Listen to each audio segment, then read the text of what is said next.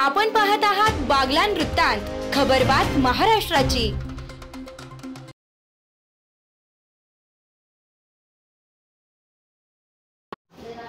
मैत्रेय कंपनीनं लाखो ठेवीदार यांच्याकडून करोडो रुपयांची गुंतवणूक जमा केली होती।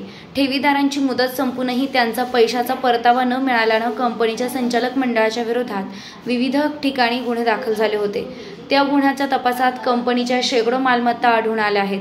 मालमत्ता विक्री करण्याचे आदेश मिळवण्यासाठी मैत्रेय गुंतवणूकदार व प्रतिनिधी संघटनेच्या अध्यक्ष संगीता कदम यांच्याकडून उच्च न्यायालयात रिट याचिका दाखल करण्यात आली होती, अशी माहिती संघटनेचे वकील संतोष भटगुणाकी यांनी दिली आहे। उच्च न्यायालयात या प्रकरणी सुनावणी झाली असून या 4 आठवड्यात मालमत्ता विक्री करण्याच्या आदेशावर मुंबई विशेष न्यायालयाने सुनावणी घेऊन योग्य ती कारवाई करावी असा आदेश दिले आहेत।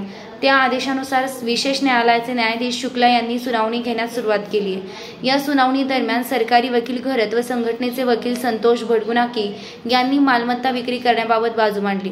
त्यांच्या युक्तिवादामुळे कंपनीच्या 299 मालमत्ता विक्री करण्याचा आदेश न्यायालयाकडून मिळाला आहे। उर्वरित मालमत्ता विक्री करण्याचे आदेशही लवकरच घेऊ असं मत सरकारी वकील घरत व संतोष भटगुणाकी यांनी व्यक्त केली आहे।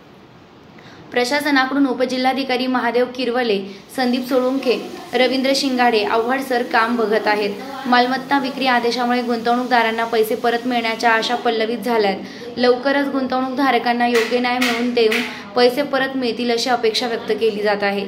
संगीता कदम, हेमलता पाटील, रजनी माळकर, रवींद्र वाटेकर, राजेश्वरी पाटील, शारदा शिंदोडे, सीमा गुंड, अनिता पाटील, कल्पना महाजन, कोमल शेरेकर, अनिल अहिरे, सजराव जाधव, पुरुषोत्तम गांगुर्डे, गणेश घोटेकर तसेच कैलास मालपाणी, लक्ष्मण बिलोरे, चंद्रकांत नागपुरे यांनी वेळोवेळी संघटनेच्या माध्यमातून गुंतवणूकदारांना परतावा मिळवून देण्यासाठी विशेष प्रयत्न केलेत। वृत्तसंकलन बागलान वृत्तांतासाठी भैयासाहेब माळी।